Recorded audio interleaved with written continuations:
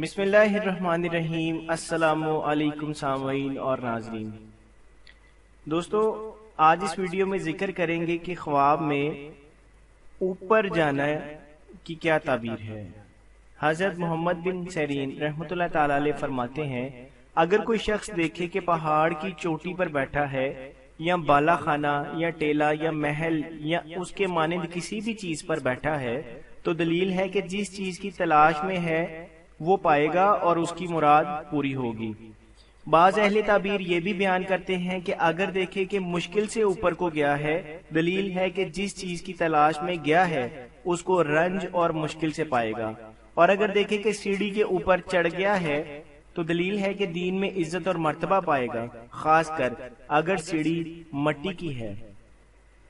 اگر دیکھے کہ سیڑھی چونے اور پتھر کی ہے تو دلیل ہے کہ اس کے دین میں خلل واقع ہوگا۔ حضرت ابراہیم کرمانی رحمۃ اللہ تعالی علیہ فرماتے ہیں کہ جو سیڑھی چونے اور پتھر کی ہے اس پر سے اوپر کو جانا دلیل ہے کہ اس جہان میں شرف اور عزت پائے گا، اور اگر دیکھے کہ سیڑھی کچی اینٹوں اور مٹی کی بنی ہوئی ہے تو دلیل ہے کہ آخرت میں قدر و منزلت پائے گا، اور اگر دیکھے کہ آسمان پر گیا اور واپس آ گیا ہے تو دلیل ہے کہ وہ سخت بیمار ہوگا اور آخر کار شفا پائے گا۔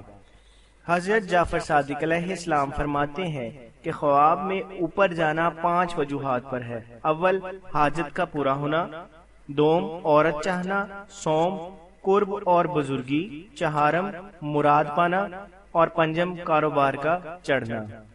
جزاک اللہ۔